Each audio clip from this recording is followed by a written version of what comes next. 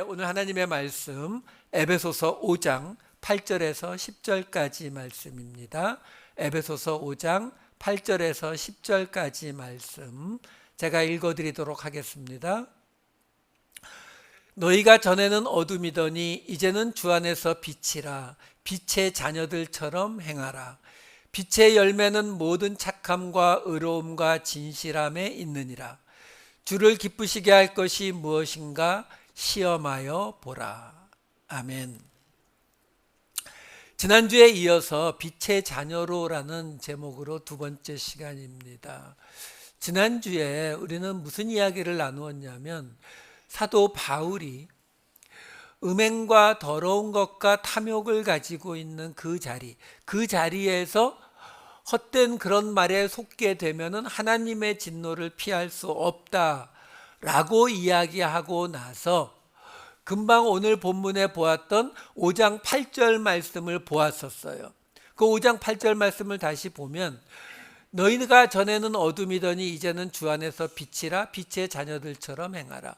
이 말씀에 대해서 이 말씀에 나오는 빛, 너희가 빛이다. 빛의 자녀처럼 행하라.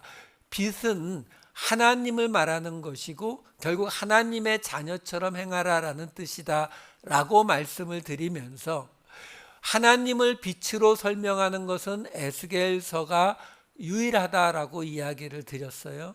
물론 구절은 있지만 에스겔서처럼 처음 시작부터 그것을 하나님이 빛이다라는 것을 박아놓고 시작하는 건 없거든요. 그래서 그 에스겔서를 사도 바울이 이 에베소서를 쓰면서 이 에스겔서를 바탕으로 해서 썼다라는 것이 신학자들의 이야기고 저도 거기에 동의를 해요.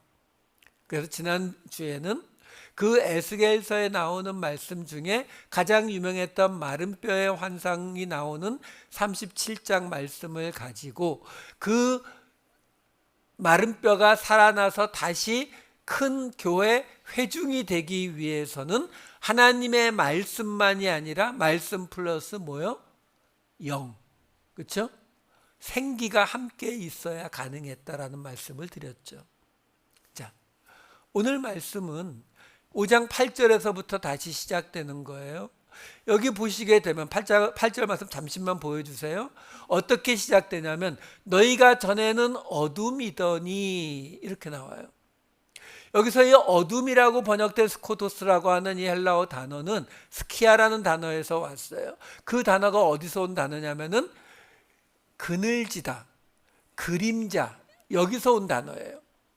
그러니까 무슨 뜻이냐면 너희가 전에는 어둠이더니 이 어둠이라고 하는 말이 무슨 뜻이냐면 빛이 없다라는 뜻이지 어둠이라고 하는 어떤 상태나 존재가 있는 게 아니다라는 거죠. 그러니까 그 말은 뭐냐면 주 안에서 빛이고 너희는 빛의 자녀로 행하라라고 말하는데 그 말은 곧 말을 바꾸면 여기서 지금 하나님이 빛이라는 것이니까 하나님의 자녀로 행하라라는 뜻이잖아요. 그러면 어둠이라는 것은 뭐냐? 하나님이 없는 상태라는 걸 이야기하는 거예요. 그러니까 제가 이런 말씀을 드리는 이유가 뭐냐면 우리는 어두움의 자식, 어두움의 일 이런 대목들을 사도 바울이 많이 사용하거든요. 이런 말을 보게 되면 우리는 어떤 걸 느껴요? 어두움, 사람들 안 보는 데서 몰래 하는 뭔가 나쁜 짓, 그러니까 비윤리적이고 비도덕적인 일, 이걸 떠올려 버리거든요. 아니요, 우리 기준에 아주 윤리적이고 아주 도덕적이고 아주 합법적일 수 있어요. 하지만 하나님이 없으면 그것이 어둠의 일이다라는 거예요. 그러면서 뭐라고 이야기하냐면 주 안에서 빛이라. 빛의 자녀들처럼 행하라라고 말해요. 그러니까 하나님의 자녀들처럼 행하는 거를 말하는구나. 그러면 하나님의 자녀들은 우리가 다 하나님의 자녀 맞잖아요. 그렇죠? 맞아요? 안 맞아요? 맞거든요. 근데 문제는 그러면 하나님의 자녀처럼 행하는 게 뭐냐라는 거죠. 그거에 대한 대답이 이어지는 5장 9절에 이렇게 나옵니다. 빛의 열매는 모든 착함과 의로움과 진실함에 있느니라. 예, 이게 참 사방이 적이에요. 도와주는 사람이 없어요. 무슨 뜻이냐면 여기서요, 지금 우리가 빛의 자녀로서 맺어야 할 열매잖아요. 근데 그 열매에 대해서 지금 뭐라고 하냐면 착함과 의로움과 진실함에 있대요. 그러니까 착하게 살고 정의롭게 불의를 저지르지 않고 거짓하지 않고 진실한 거. 그러면서 10절에는 아예 뭐라고 이야기하냐면 주를 기쁘시게 할 것이 무엇인가 시험하여 보라. 또는 기쁘시게 하다로 번역하기도 하지만 주께서 받으실 만한 것이 무엇인가 시험하여 보라. 이렇게도 번역을 해요.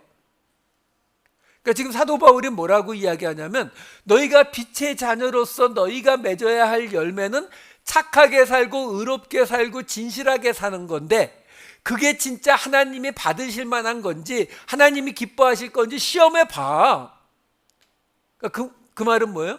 나 자신이 있어. 이 말이잖아요. 그렇죠? 근데 정말 사도 바울이 우리가 하나님의 자녀로 사는 모습에 대해서 착하게 살고 의롭게 살고 진실하게 살면 된다라고 말했을까요? 9절을 다시 한 번만 보여주세요. 지금 9절에 보시게 되면은 빛의 열매는 모든 착함과 의로움과 진실함이라고 번역이 되어 있는데 여기 착함이라고 번역이 된 아가도시네는요, 우리가 맨날 선한 것, 아가도스로 우리가 했던 그거의 명사형이에요. 근데 특히 사도 바울이 말하는 선한 것이 무슨 뜻이라고 말씀드렸죠? 하나님의 뜻이 이루어지는 거예요. 그거의 명사형이에요. 하나님의 뜻이 이루어지는 것. 근데 그거를 지금 착함이라고 번역을 해버린 거예요. 근데 착하다, 사실은 뭐 착할 선자를 쓴 게 선한 거니까 한국말이냐 한자어냐만 다르긴 하지만 우리가 사용하는 언어는 그렇게 사용하지 않죠. 우리가 선하다라는 거는 좀 훨씬 더 큰 개념이라고 하면은 착하다라는 거는 그 선한 것 중에 한 부분인 거죠. 왜? 착하다 그러면 우리는 어떤 느낌을 떠올려요? 뭐 웬만해서 화 잘 안 내고, 그렇죠? 그리고 어떤 땐 손해보고도 좀 참고 이런 사람 착하다라고 하잖아요. 그리고 의롭다, 성경이 말하는 의롭다의 의미가 뭐라고요? 구원하는 거예요. 우리를 구원하시는, 하나님의 의로움, 우리를 구원하는 거예요. 이렇게 생각해 보시면 돼요. 우리 가끔 그런 이야기 듣잖아요. 예를 들어서 어떤 사람이 차에 지하철에 떨어져서 죽게 되었는데 거기에 목숨을 걸고 뛰어들어서 그 사람을 구했다. 그러면 그 사람을 착한 사람이라 그래요? 아니면 의인이라고 그래요? 의인이라고 부르잖아요. 왜? 구원했으니까요. 그러니까 그 개념이 있다고요. 그리고 진실함, 여기 진실함으로 번역이 된 단어는 그동안 내내 진리로 번역이 된 알레테이아예요. 그러니까 지금 왜 이렇게 번역해 놨느냐? 이거 한글 성경 번역하는 분이 읽어보니까 빛의 자녀처럼 행하라. 그러면은 이거는 착하고 의롭게 살고 진실하게 사는 거겠네. 이렇게 번역을 바꿔버린 거예요. 그러니까 이런 단어들이 나오면은요, 여러분, 우리는 조심하셔야 돼요. 안 그러면 그냥 윤리적이고 도덕적인 걸로 우리는 해석해버리고 만다고요. 그럴 리가 없잖아요. 자, 문제는 오케이, 그러면은 이게 선함, 하나님의 뜻이 이루어지는 것이고, 그리고 우리의 구원을 이루는 것이고, 의로움, 그리고 진리, 하나님의 말씀에 따라 사는 것이 빛의 열매로구나. 이제 이해가 됐죠? 되긴 뭐가 돼요? 어차피 그래도 우리가 어떻게 살아야 될지를 감을 못 잡잖아요. 하나님의 뜻대로 살아야지, 말씀대로 살아야지, 우리의 구원을 이루면서 살아야지. So what? 당장 내일부터 뭘 어떻게 하실 건데요? 옛날에 초등학교도 아니고 저는 국민학교 시대인데 한 달에 한 번인지 일주일에 한 번인지 이렇게 학급 회의 같은 거 하면은 그럼 선생님이 이렇게 오더를 주잖아요. 뭐 이번 달에는 환경미화 심사가 있으니까 그거에 대해서 이야기해라 그러면은 그 환경미화 심사가 그 학급 회의의 주제가 되면 그 다음에 손들어서 뭐 말해요? 실천사항이라는 거 말해요. 뭐 매일 유리창을 깨끗하게 닦읍시다. 뭐 그러면 그 밑에 실천사항 1. 그러니까 우리에게 중요한 게 그거거든요. 그러니까 환경미화를 합시다라는 말은 지금 선하게 하나님의 뜻을 이루자, 구원을 이루자, 하나님의 말씀대로 살자라는 말과 똑같다고요. 그럼 실제적으로 내가 뭘 해야 되는지 그 실천사항이 있지 않으면 우리는 이 이야기들은 우리에게 그냥 허공에 떠 있는 이야기가 될 뿐이다라는 거죠. 자, 문제는 더 이상의 설명이 없어요. 사도 바울이. 그 말은 뭐냐면 설명하지 않아도 알 거다라고 보는 거죠. 그럼 우리는 어떻게 그걸 알 수가 있다고요? 바로 사도 바울이 이 에베소서를 아까 말씀드린 것처럼 에스겔서를 기반으로 썼다라는 거예요. 그러니까 결국 에스겔서를 살펴보게 되면 여기서 지금 사도 바울이 말하는 빛의 자녀로 행하는 것이 무엇인지를 우리가 알 수 있을 것이다 라는 거죠.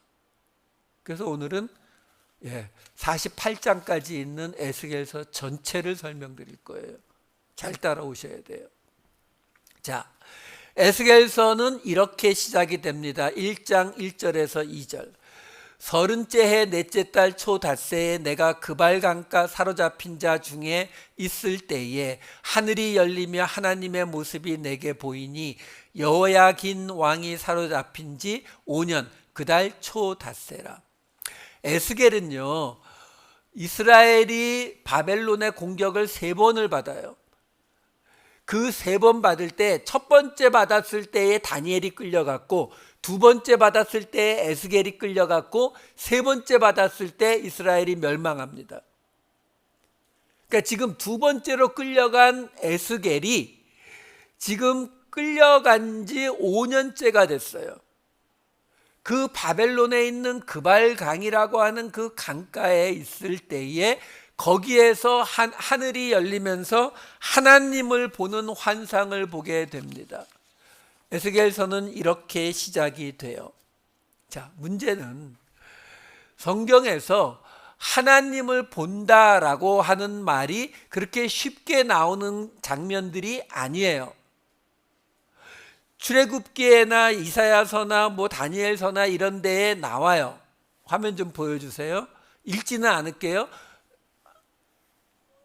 시내산에 올라가서 하나님을 보니, 이사야서에서도 내가 본즉 주께서 높이 들린 보좌에, 그 다음에 다니엘 7장 9절에서는 내가 보니 하면서 그의 옷은 희기가 눈 같고, 그리고 사도행전 7장에서 스데반이 죽을 때 하늘이 열리고 하나님 우편에 인자가 계신 것 보고, 이런 장면들이 몇 군데 없어요.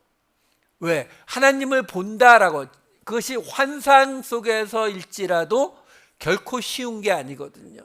근데 이 에스겔서는 그 장면으로 시작을 하고 있다라는 거예요. 이게 놀라운 게 뭐냐면, 전에도 한번 말씀드린 적이 있지만 지금요, 이스라엘이 멸망해 가는 과정 속에서 우리가 잘 알다시피 이사야, 예레미야 하는 많은 선지자들이 하나님의 경고를 계속 이야기했죠. 너희들 이렇게 되면은 결국 망한다. 이 하나님의 경고를 계속 말했거든요. 어디서요? 이스라엘에서요. 이사야, 예레미야 이런 선지자들은 바로 그 이스라엘 땅에서 이야기했어요. 그러니까 거기까지는 그럴 수 있다고요. 근데 결국 지금 망하기 7년 전이에요. 하지만 에스겔은 이미 그 땅에 끌려온 지 5년이나 지난 상태거든요. 그러면 그 당시 사람들의 느낌이 어땠겠어요? 결국 그렇게 하나님이 경고하고 경고하시는데 안 듣더니 결국 망했구나요. 그리고 이 당시에는요, 지금 우리가 생각하는 하나님, 온 우주를 창조하시고 온 세상을 다스리는 하나님의 개념은 없던 시대예요. 신이라고 하는 것은 그 신을 섬기는 그 지역의 신이에요. 바벨론이 섬기는 신이 따로 있고, 아테네가 섬기는 신이 따로 있고, 트로이가 섬기는 신이 따로 있듯이 각 지역의 신들이라고요. 왜? 신전이 필요하니까요. 신전에다가 아폴론 신을 모셨는데, 예를 들어서 아테네는 말 그대로 아테나 신을 모신단 말이에요. 지금 우리가 그 그리스의 아테네에 가게 되면은 그 판테온이라고 해서 그 멋있게 생긴 그 유적이 있잖아요. 그게 본래 아테나 신전이거든요. 그러면 아테나 신을 섬겨요. 오케이, 그건 문제가 없죠. 근데 그 아테네에서 예를 들어서 지금 차로 가도 5시간, 6시간 이상 걸리는 데살로니가나 빌립보나 이런 데에서 아테나 여신을 섬기려면 어떻게 해야 돼요? 거기까지 가야 제사를 드리죠. 온라인이 없잖아요. 제사 드리러 못 가요. 못 가면 어떻게 해요? 뭐 어떻게 해요? 우리 동네에 신전 하나 차려야죠. 그래서 하나님이 이스라엘 백성들이 가나안 땅에 들어갈 때 예루살렘에서만 제사 드려라 라고 이야기하고, 대신 너희가 다른 곳에서 제사 드리지 않고 그냥 양 잡아먹어도 오케이 할게, 이렇게 해주시잖아요. 그렇게 하시는 이유가 뭐냐면 지역신들이었기 때문에 그래요. 그러니까 이 당시 바벨론에 끌려간 이스라엘 사람들, 유대인들의 생각은 어떻게 돼요? 예루살렘에서 직선거리로도 1500km 이상 떨어져 있는 곳에 끌려와 있잖아요. 그리고 신은 지역신이에요. 예루살렘에 성전이 있으니까 하나님은 그냥도 이 바벨론에 나타나실 수가 없어요. 얼마 전에 인터넷에서 보니까 그런 얘기 있더라고요. 한국에서 제사 드리다가 미국에 오면 제사를 안 드려도 된다고 주장하는 그 인터넷 글을 읽었는데, 그 이유가 뭐냐면 귀신은 바다를 못 건넌다고 하더라고요. 그럴 수도 있나? 예. 근데 비슷한 개념인 거예요. 그러니까 이 사람들이 볼 때에 하나님이, 예루살렘에 성전이 있는 하나님이 아직 성전 안 무너졌어요. 7년 남았다고요. 하나님이 이 바벨론 땅에 나타날 수가 없는 거예요. 첫째로는 성전이 거기 있기 때문에 나타날 수 없고, 두 번째는 한마디로 말하면 하나님 나와바리가 아니에요, 여기는. 근데 이 에스겔서는 거기에 나타나셨다라고 말을 하면서 시작하는 거예요. 이게 하나님 스스로가 자기에게 제사 드리는 거 딴 데서는 안 된다고 신명기에서 그렇게 말씀을 딱 박아 놓으셨거든요. 신명기 12장 13, 14절에 보시게 되면 아무 데서나 번제 드리지 말고 여호와께서 택하실 그곳에서만 해라 라고 딱 집어놨다고요.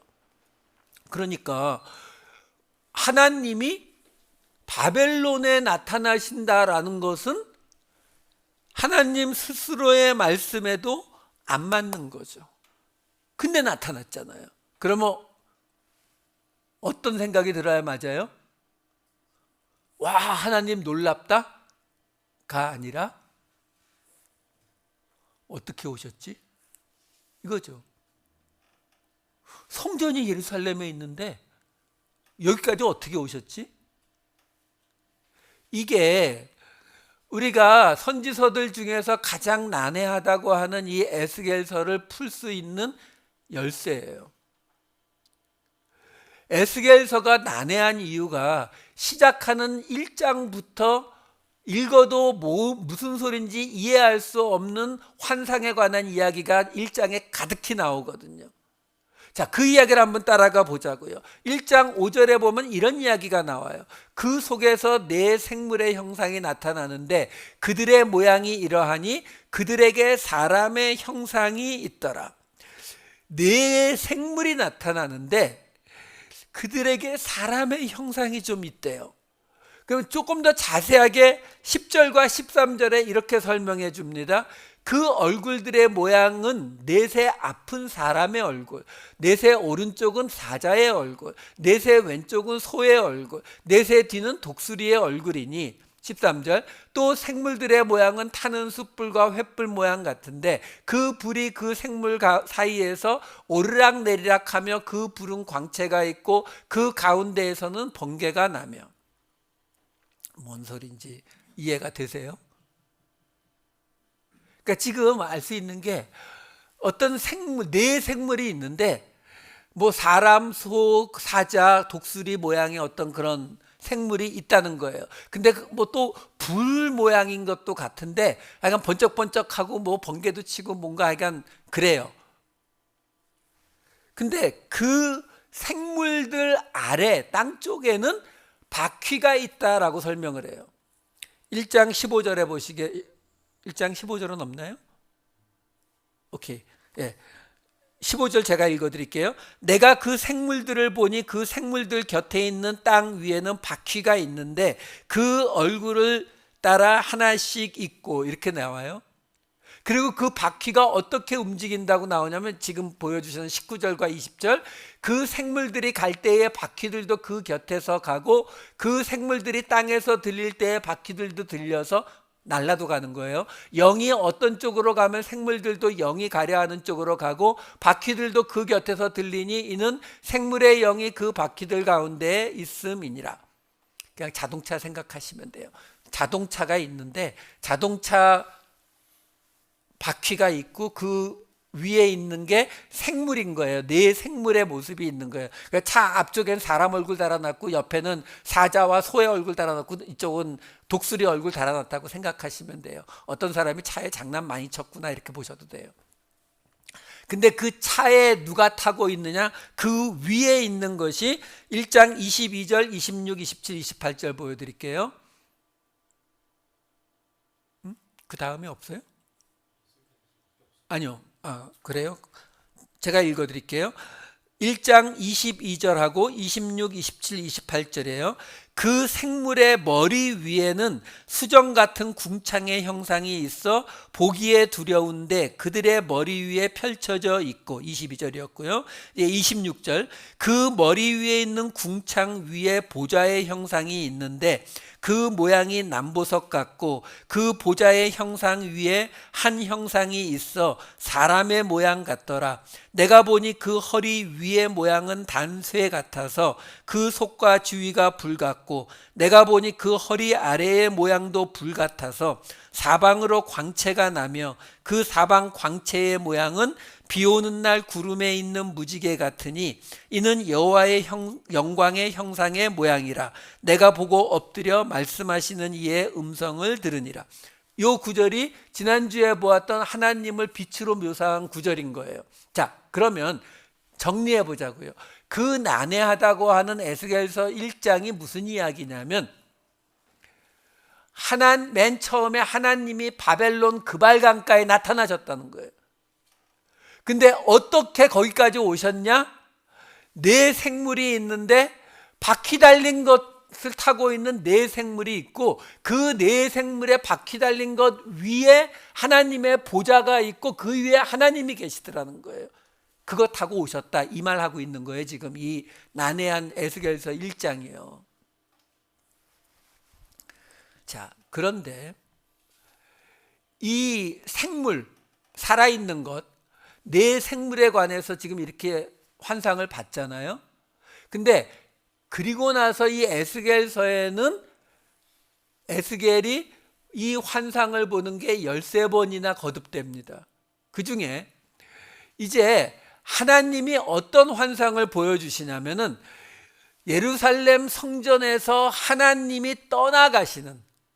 왜? 이 예루살렘은 이제 너무 죄를 지었기 때문에 여기 하나님이 같이 있을 수 없는 거예요. 그래서 예루살렘 성전에서 하나님이 떠나가시는 장면이 에스겔서 10장과 11장에 나오는데, 그 10장에 보면은 그 장면이 이렇게 기록되어 있어요.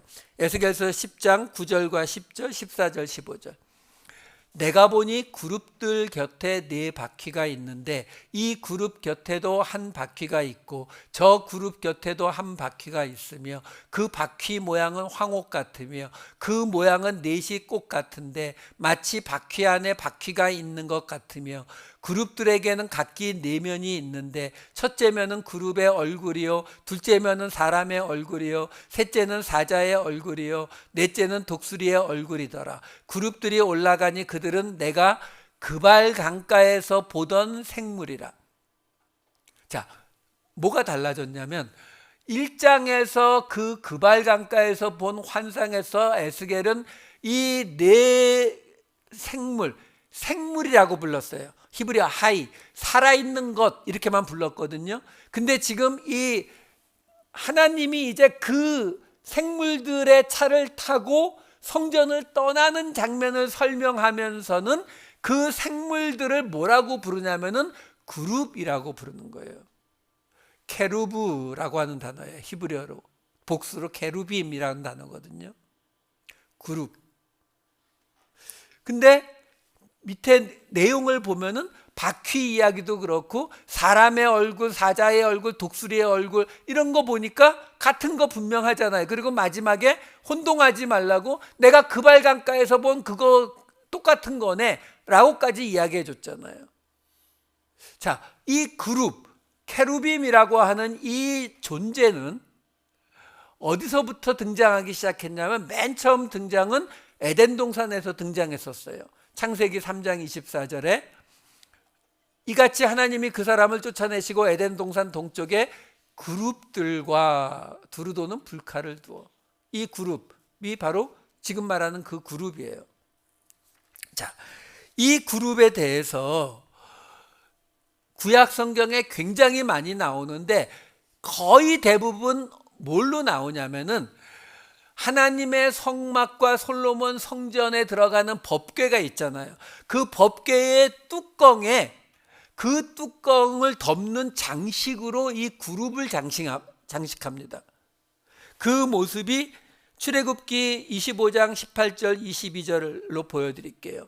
금으로 그룹 둘을 속죄소 두 끝에 쳐서 만들되 거기서 내가 너와 만나고 속죄소 위 곧 증거궤 위에 있는 두 그룹 사이에서 내가 이스라엘 자손을 위하여 내게 명령할 모든 일을 내게 이르리라. 여기 그룹이라고 나온다고 해서 영어의 그룹 생각하면 안 돼요. 이건 히브리어 케루브라고 하는 단어를 한국말로 그룹이라고 써놓은 거지 GROUP 아니에요. 그러니까 지금 이 이름이 처음에는 생물이라고 했다가 지금 이 그룹이라고 하는 이름으로 지금 이 바꿔서 부른 건데 그 그룹은 바로 이 법궤 뚜껑인 속죄소 위에 장식되어 있는 건데 지금 금방 보았던 출애굽기 25장 22절에 보시게 되면 거기가 뭐냐면 하나님이 모세를 만나는 장소다라고 말한다고요. 그래서 이 속죄소, 이 법궤의 뚜껑, 이 그룹이 장식되어 있는 이 뚜껑을 속죄소라고 부르고 그거를 헬라어로 힐라스테리온이라고 부르고 그걸 로마서에서 사도 바울이 이렇게 표현합니다. 로마서 3장 25절. 이 예수를 하나님이 그의 피로써 믿음으로 말미암는 화목제물로 세우셨으니 여기 화목제물로 번역이 된 단어가 바로 그 속죄소 힐라스테리온이에요. 그러니까 지금 사도 바울이 예수님을 속죄소로 세우셨다라는 말이 뭘 말하고 있는 거냐면 예수님이 임마누엘이잖아요. 하나님이 함께 계신 분. 왜? 속죄소가 바로 하나님이 우리를 만나주시는 장소거든요. 그러니까 그 말은 뭐예요? 지금 그 하나님이 우리를 성전이 있을 때에는 하나님이 인간을 만나는 유일한 장소가 바로 그 법궤 뚜껑이라고요. 그러니까 무슨 말이에요? 하나님이 임재하시는 곳에 뭐가 있다고요? 바로 이 그룹이 있다고요. 그러니까 이렇게 쉽게 생각하시면 돼요. 뭐 삼성의 이재용 회장이 있잖아요. 그 이재용 회장의 운전기사가 있을 거 아니에요. 근데 어느 날 봤더니 갑자기 운전기사분이 옆에 와 있어요. 그러면 어떻게 생각해야 맞아요? 회장님 오셨네? 이거잖아요. 그러니까 지금 그룹이라고도 불리고 생물이라고도 불리는데 그 존재가 어떤 사람은 천사다 그러고 어떤 사람은 예수님의 모습, 그 하늘의 모습이다 그러고 뭐 온갖 말들이 있는데 우린 몰라요. 그것까지 알 필요도 없고요. 단지 지금 그걸 통해서 우리에게 말해주는 게 뭐냐면 그 그룹이 있으면, 그 네 생물이 있으면 하나님이 그곳에 계시다라는 거예요. 이게 계시록에도 나와요. 계시록 4장 7절 8절을 보시면 첫째 생물은 사자 같고 둘째 생물은 송아지 같고 사람 같고 독수리 같고, 근데 8절 네 생물은 각각 6날개를 가졌고 그 안과 주위에는 눈들이 가득하더라. 그들이 밤낮 쉬지 않고 이르기를 거룩하다 거룩하다 거룩하다 주 하나님 곧 전능하신 이여 전에도 계셨고 이제도 계시고 장차 오실 이시라 하고, 계시록에도 사자, 송아지, 사람, 독수리 나오는 거 보니까 금방 봤던 그 그룹이잖아요. 그렇죠? 네 생물. 근데 여기서는 뭐라고 나오냐면 6날개를 가졌다는 말이 나오면서 하나님의 보좌 옆에서 거룩하다 거룩하다를 외친다 그래요. 근데 이 모습이 이사야서에도 나와요. 이사야서 6장 1절에서 3절. 우시야 왕이 죽던 해에 내가 본즉 주께서 높이 들린 보좌에 앉으셨는데 그의 옷자락은 성전에 가득하였고 스랍들이 모시고 섰는데 각기 6날개가 있어. 6날개. 그 둘로는 자기의 얼굴을 가리었고 그 둘로는 자기의 발을 가리었고 그 둘로는 날며 서로 불러 이르되 거룩하다 거룩하다 거룩하다 만군의 여호와여 그의 영광이 온 땅에 충만하도다 하더라. 지금요 이사야서에 스랍이라는 게 나와요. 히브리어로는 사라프라고 하는 단어예요. 스랍이라고 하는 게 나오는데 지금 상황으로 보면 계시록에 나온 생물과 거의 같고 계시록에 나온 생물은 에스겔서에 나오는 그룹과 거의 같고, 그렇죠? 근데 여기 나오는 이 스랍이라고 번역이 된 사라프라고 하는 히브리어 단어는 불이라는 뜻이에요. 불, fire. 근데 그 단어가 여기서는 지금 고유명사로 스랍이라는 말로 그냥 이름으로 번역이 됐는데, 그래서 제가 말씀드린 거예요. 이름을 뭐라고 부르든지 상관없이 내용상으로 지금 다 같은 것을 말하고 있다는 거 우리가 짐작할 수가 있잖아요. 자, 이 사라프, 이 스랍이라고 하는 이 단어가 구약 성경에 몇 번 안 나와요. 몇 번 안 나오는데 그 중에 대부분이, 여기를 빼고는 대부분이 어떤 뜻으로 사용이 됐냐면 말 그대로 불 또는 불뱀.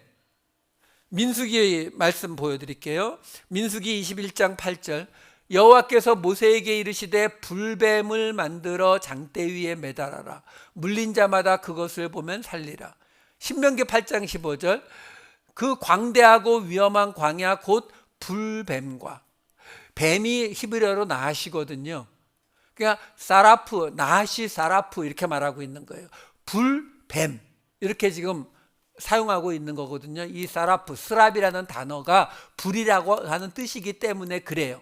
자, 근데 지금 여기 민수기 21장에서 불뱀이라는 게 등장을 하는데 이 사건 기억하시죠?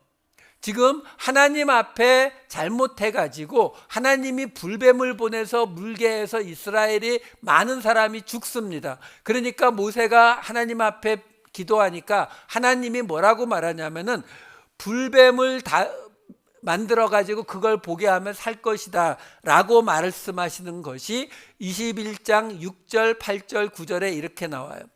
여호와께서 불뱀들을 백성 중에 보내어 백성을 물게 하심으로 이스라엘 백성 중에 죽은 자가 많은지라. 여호와께서 모세에게 이르시되 불뱀을 만들어 장대 위에 매달아라. 물린 자마다 그것을 보면 살리라. 모세가 놋뱀을 만들어 장대 위에 다니 뱀에게 물린 자가 놋뱀을 쳐다본 즉 모두 살더라. 자, 여기서요, 하나님이 불뱀을 보내서 물게 해서 사람들이 죽는데 그걸 막는 방법으로 하나님이 뭘 만들려고 했어요? 불뱀을 만들려고 했어요. 불뱀을. 나시 사라프. 근데 불로 된 뱀을 만들 수 있다 없다? 그거 어떻게 만들어요? 불로 뱀을 어떻게 만들어요? 말이 안 되잖아요. 그래서 모세가 어떻게 했어요? 머리를 굴렸죠. 똑똑해야 돼요. 어떻게 머리를 굴렸느냐? 여기서 지금 놋뱀을 만들었다라고 나오잖아요. 근데 여기 이게 단어, 언어 유희예요. 무슨 말이냐면 여기 놋, 금속을 뜻하는 놋이라고 하는 이 네오셰트라고 하는 단어는 뱀을 뜻하는 나하시하고 본래 히브리어는 모음이 없거든요. 그러니까 자음만으로 따지면은 나하시, 니은, 히을, 시옷, 네오세트, 니은, 히을, 시옷, 티귿 이렇게 돼 있는 거예요. 그러니까 지금 모세가 뭘 만들었다고 말하고 있는 거냐면 전에 말씀드렸죠. 히브리어에서는 거룩하다, 코데시.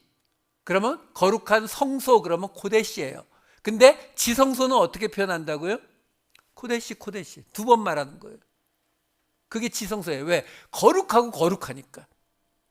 그러니까 지금 모세가 어떻게 했다는 걸 여기서 이야기하고 있는 거냐면 하나님이 불뱀을 만들어서 장대 위에 매달면은 될 것이다 라고 했는데 불뱀을 만들 방법이 없잖아요.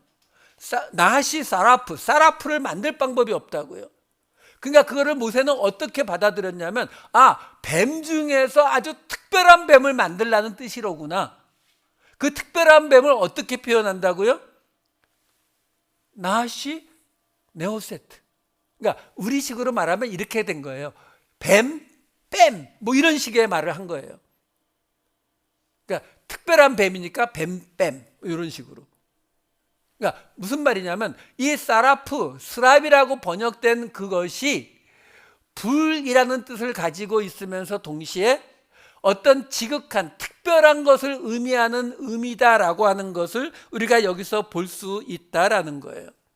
자, 그러면 아까 보았던 이사야서 6장에 이 스랍이라고 하는 단어가 처음 나와서 지금 그것이 그룹이라고 하는 것, 에스겔서의 그룹이라고 하는 것과 같은 의미라고 하는 것을 지금 설명을 해드리고 있는 건데 그 이사야서 6장을 보시게 되면은 어떤 일이 벌어지게 되느냐면은 이사야서 6장 6절과 7절 이 앞에 무슨 일이 벌어지냐면 이사야가 하나님을 보아서 내가 입술이 부정한 자인데 내가 하나님을 보았기 때문에 나 죽게 됐다라고 말하니까 나오는 이게 이야기가 6절과 7절에 이렇게 나오는 거예요. 그때에 그 스랍 중에 하나가 부젓가락으로 제단에서 집은 바 핀 숯을 손에 가지고 내게로 날아와서 그것을 내 입술에 대며 이르되 보라 이것이 내 입에 닿았으니 내 악이 제하여졌고 내 죄가 사하여졌느니라 하더라. 이게 갑자기 왜 이런 말씀이 나오느냐면 이사야는 어떤 사람이에요? 선지자예요. 선지자는 뭐 하는 사람이에요? 하나님의 말씀을 전하는 자예요. 근데 그 하나님의 말씀을 자기 입에 담기에는 자기의 입술이 부정하기 때문에 하나님의 말씀을 내 입에 담을 수가 없다는 거예요. 그런데 지금 이 6장에서 하나님의 운전기사가 이 스랍의 뜻이 뭐라고요? 불이요. 불이란 뜻을 가진 스랍이 불에 타는 숯을 가지고 와서 이사야의 입에 대고 그 입술을 정하게 해줬다라고 하는 거예요. 그 말은 뭐예요? 이사야가 이 6장에 들어와서 이 이야기를 왜 해요? 지금 내 입을 통해서 나가는 말씀은 100% 올게닉이다. 100% 왜? 내 입술을 하나님의 그 운전기사가 완전히 정결하게 해서 하나님의 말씀을 담을 수 있게 했기 때문에 이제부터 뒤에 내가 전하는 하나님의 말씀은 완전한 진짜 하나님의 말씀이다. 이걸 지금 말하고 있는 거거든요. 그러니까 하나님의 운전기사 내지는 천사 내지는 하여간 뭔가 하는 운전도 하고 하여간 뭔가 하는 이 사람이 이사야에게 왔다라는 거예요. 그러면 굳이 그 존재가 성령인지 예수님인지를 따지지 않아도 왜? 아까부터 말씀드리지만 에스겔서에 나오는 그룹 그거의 의미가 뭐라고요? 하나님의 임재요. 하나님이 우리를 만나주시는 곳에는 그룹이 있는 거거든요. 그 말은 뭐예요? 스랍이라고 하는 이 그룹의 다른 이름인 것 같은 이 존재가 이사야에게 와서 그의 입술을 핀숯으로 정하게 하셨다라는 이 말은 그가 왔다는 말은 동시에 뭐라고요? 하나님이 함께 계시다라는 뜻이라고요. 자, 그러면 우리가 아주 잘 아는 구절이 하나 있죠. 사도행전 2장 2절에서 3절. 호련히 하늘로부터 급하고 강한 바람 같은 소리가 있어 그들이 앉은 온 집에 가득하며 마치 불의 혀처럼 갈라지는 것들이 그들에게 보여 각 사람 위에 하나씩 임하여 있더니. 불의 혀 같은 것이 각 사람 위에 하나씩 임하여 있다. 뭐라고요? 수랍이요. 그룹이요. 그래서 어떤 일이 벌어져요? 6절과 11절.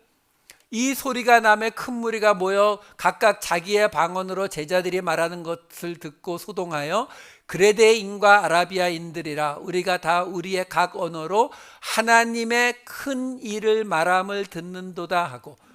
하나님의 큰 일이 뭐예요? 이게 히브리어를 헬라어 방식으로 설명한 거예요. 무슨 말이에요? 거룩하고 거룩한, 지극히 거룩한 지성소 나오는 것처럼 같은 말을 두 번 반복하는 거를 헬라어로는 그렇게 반복이 안 되니까 큰 일이라고. 다시 말해서 무슨 말이에요? 지금 사람들이 불의 혀 같은 것들이 각 사람에게 임하니까 그 사람들의 입에서 하나님의 큰 일을 말할 수 있게 되더라라는 거죠. 아까 본 이사야서의 일이 똑같이 벌어지는 거예요. 뭐만 달라요? 이사야는 혼자, 여기는 지금 모든 사람에게. 이것만 달라요. 근데 2장 4절에 보면은 뭐라고 나와요? 그들이 다 성령의 충만함을 받고 성령이 말하게 하심을 따라 다른 언어들로 말하기를 시작하니라. 성령인데요? 아니요, 상관없다니까요. 왜? 이 스랍, 그룹은 뭘 표현한다고요? 하나님의 임재. 성령님 하나님이시잖아요. 그러니까 성령님이 오시기 위해서 그 운전기사들이 먼저 왔다, 비서들이 먼저 왔다라고 해석하셔도 되고 그들이 그냥 성령님 자체를 나타낸다라고 보셔도 상관없어요. 중요한 것은 하나님의 임재가 임하면서 그것을 지금 이사야서에 나온 말씀을 가지고 지금 사도행전에서 이렇게 설명해 주고 있다라는 거예요. 자, 어쨌든 다시 우리가 아까 지금 그룹 스랍은 그 설명은 없었지만 우리가 계시록을 통해서 봤을 때 그룹과 스랍이 같은 걸로 보여지잖아요. 근데 그 계시록과 에스겔서에 나왔던 그룹의 모습의 가장 특징적인 게 뭐였어요? 사람, 사자, 송아지, 독수리의 모습이요. 근데 이 모습은요, 이 고대 당시, 그러니까 BC 한 1000년경에 아수르에 있었던 라마수라고 하는 사진으로 보여드릴게요. 그 궁궐을 지키라고 만들어 놓은 조각상이에요. 여기 보시면은 얼굴은 사람, 옆에 독수리 날개가 있고 몸은 한쪽으로는 사자의 모습, 한쪽으로는 소의 모습이 있어요. 다리가 5개예요.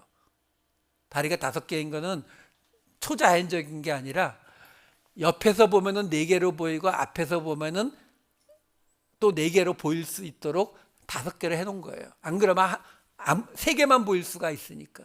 근데 어쨌든 이게 라마수라고 하는 거거든요. 그러니까 지금 우리가 본 그룹이라는 거, 스랍이라는 게 이 모습이에요. 똑같이.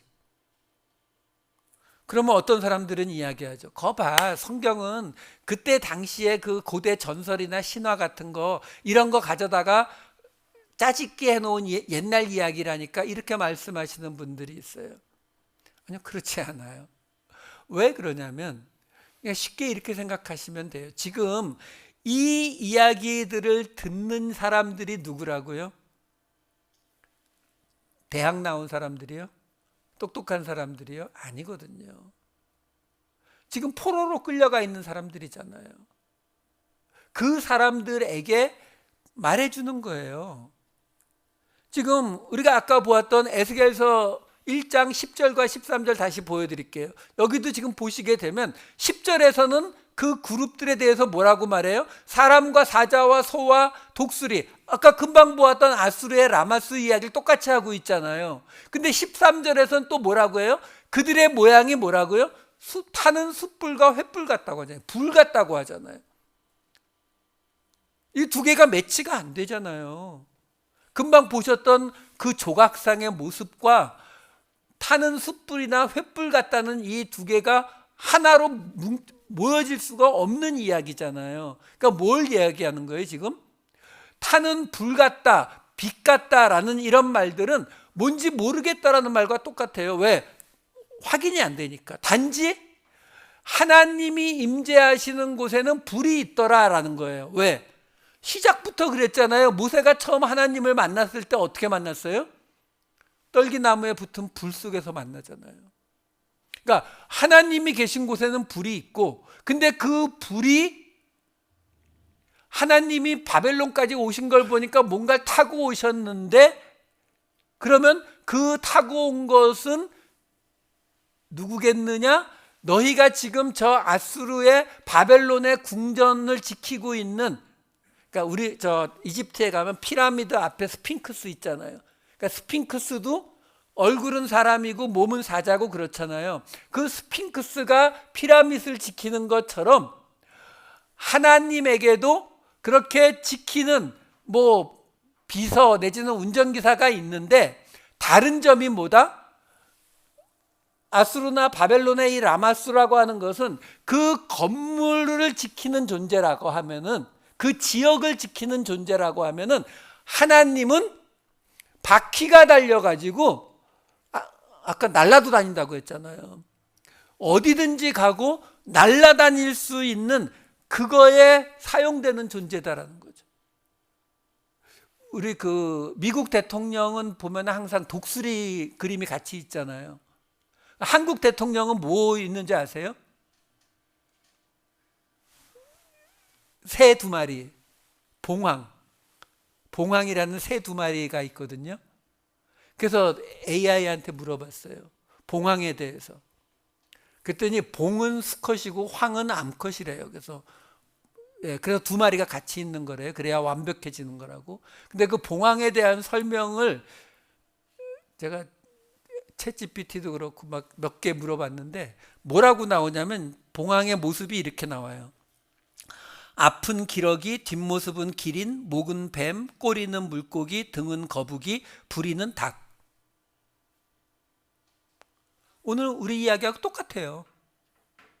그러니까 그 당시 사람들이 사람의 생각도 해야 될 것 같고, 사자처럼 강건해야 될 것 같고, 소처럼 우직하고 힘도 써야 될 것 같고, 하늘도 독수리처럼 날아야 될 것 같은 걸 다 모아서 자기들 수호신처럼 갖다 놓은 거예요. 그리고 에스겔은 그걸 가지고 뭐라고 이야기하는 거예요? 너희의 수호신 같은 거 우리 하나님의 운전기사 그거 타고 오셨어. 이렇게 설명해 주고 있는 거예요. 그들의 문화와 그들의 언어에 맞추어서 이 설명을 지금 해주고 있는 거라고요. 근데요, 이게 에스겔서에서 처음 나온 이야기가 아니에요. 사무엘하에 보시게 되면은 사무엘하 22장에 보면 이렇게 나와요. 그가 또 하늘을 들이우고 강림하시니 그의 발 아래는 어두캄캄하였도다. 구룹을 타고 나르심이여, 이렇게 나오잖아요.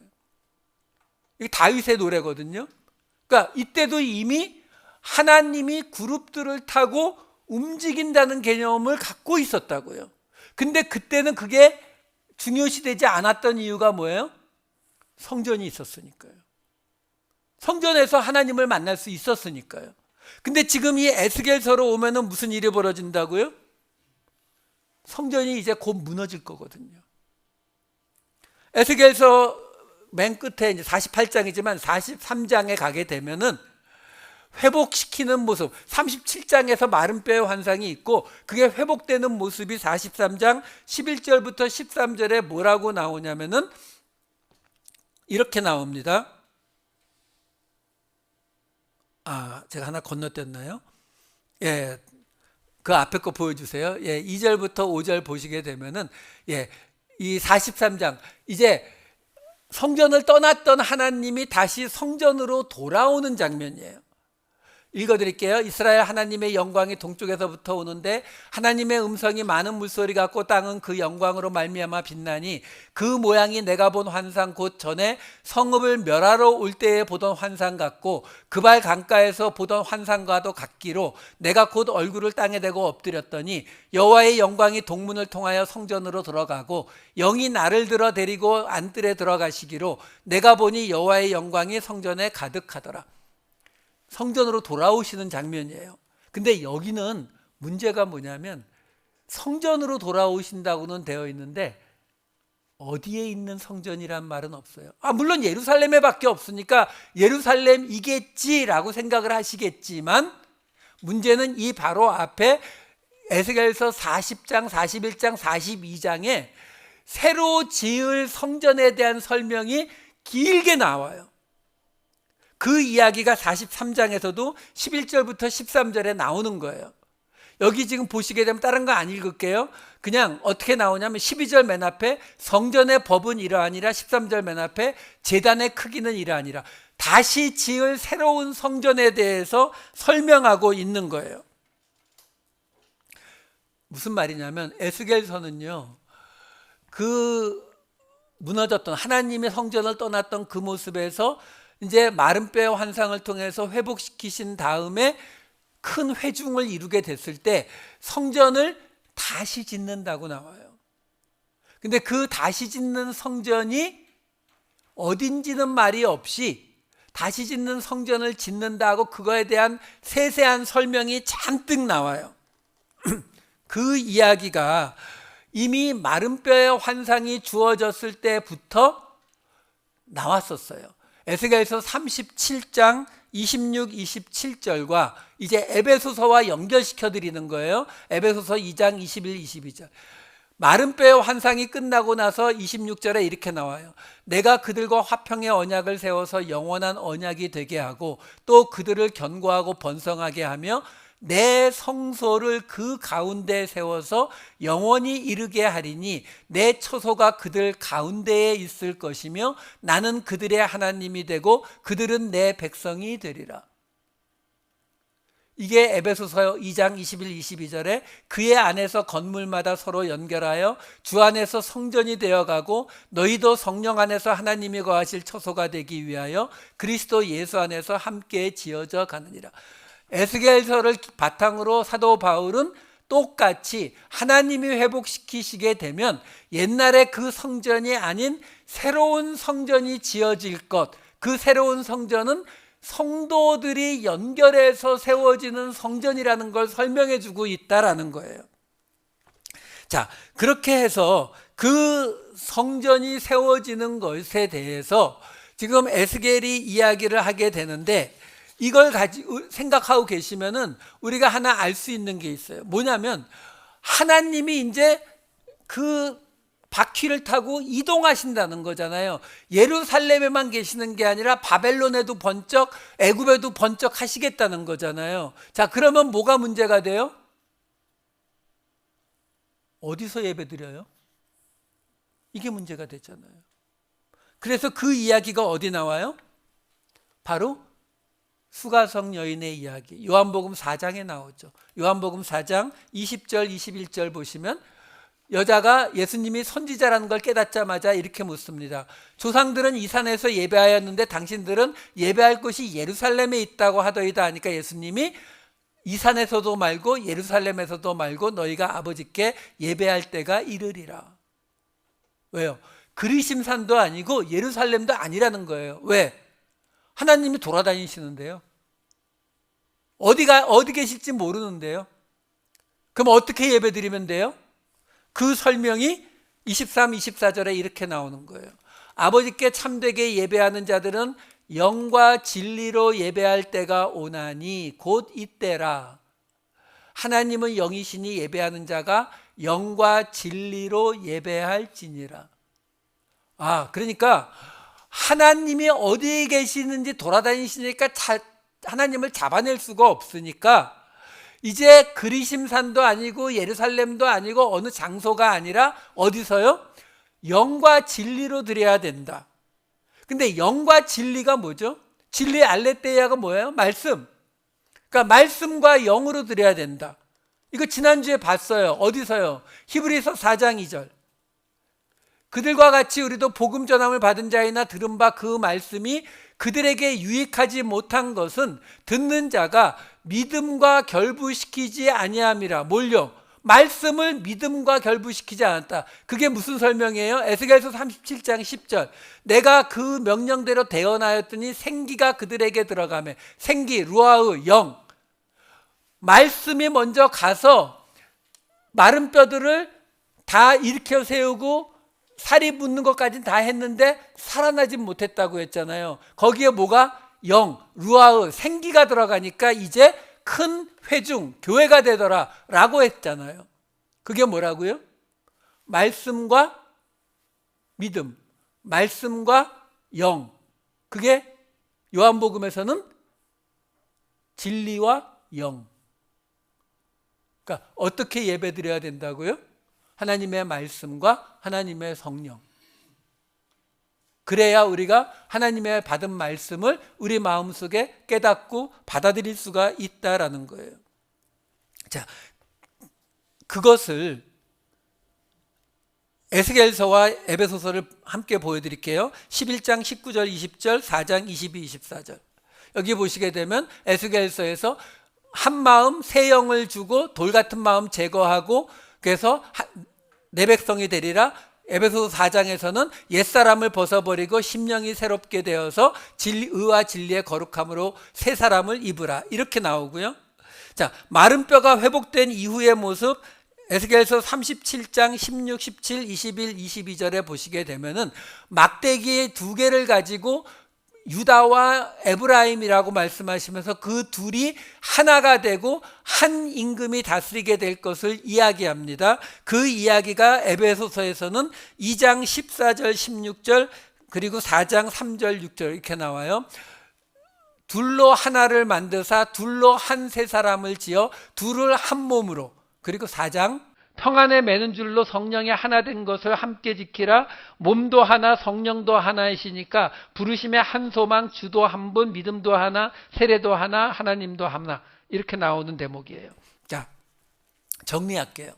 지금 우리는 뭘 찾아왔느냐면 에베소서에서 빛의 자녀처럼 행하라 라고 하는 말이 하나님의 뜻이 이루어지는 선함, 그리고 구원을 이루는 의로움, 그리고 하나님의 말씀을 따르는 진리, 이것을 행하는 것이라고 나왔는데, 그러면 그게 정확히 뭐냐? 그것을 에스겔서 전체를 지금 보시게 되면 이 긴 이야기들을 통해서 에스겔서가 우리에게 알려주는 게 뭐냐면 하나님이 너희가 생각하던 하나님이 아니다라는 거죠.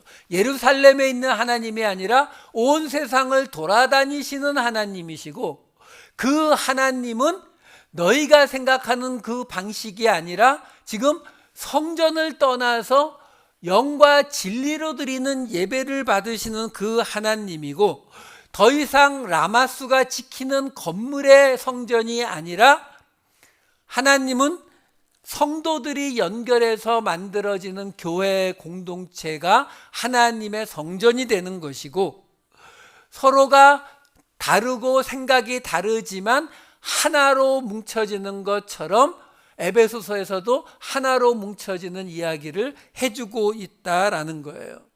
그래서 지난번에도 말씀드렸잖아요. 마태복음 산상수훈에서 예수님이 너희는 세상의 빛이라 라고 말하는 그 마태복음 5장에 나오는 이야기가 뭐였어요? 오른뺨 맞으면 왼뺨 되고 속옷 달라면 겉옷 주는 이야기. 그러니까 이 모든 것들은 지금 이 에베소서와 에스겔서가 겹치는 이야기는 작은 것들은 이것보다도 더 있어요. 근데 이 정도만 말씀을 드리는 것도 여기에 지금 나오는 몇 가지 케이스들이 그것 자체가 빛의 자녀처럼 행동하는 게 아니라 그 모든 걸 모아서 에스겔서 전체를 가지고 이야기해주고 있는 것은 너희가 성전을 통해서 섬기던 하나님의 방식은 이제 더 이상 없다라는 거예요. 완전히 새로운 하나님의 방식, 그 새로운 하나님의 방식 안에 성도들이 연결되는 교회의 모습과 둘이 하나가 되는 모습과 이런 것들이 들어가 있다라는 거죠. 그러니까 결국 빛의 자녀처럼 행하라라고 하는 그 하나님의 뜻대로 구원을 이루는 말씀에 따른 행동이 뭐냐라면은 바로 세상과 다르게 보는 거예요. 우리가 가진 생각을 바꾸는 거예요.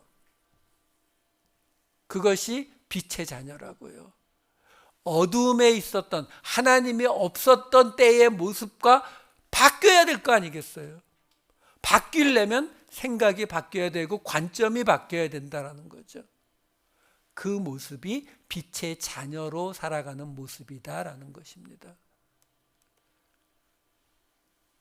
이 모습으로 이제 6개월 남았잖아요. 2026년.